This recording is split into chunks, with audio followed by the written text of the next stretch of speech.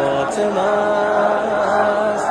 همه باشیم برا امام حسین، امام حسینی که برا همه است. کی با 72 تا سربازش میتونه عاشق کنه دنیا رو؟ کجا رو سراغ داری جز روزه بتونه آروم کنه دلها رو؟ نقطه اشتراکمون امام حسینه، نوشته پلاکمون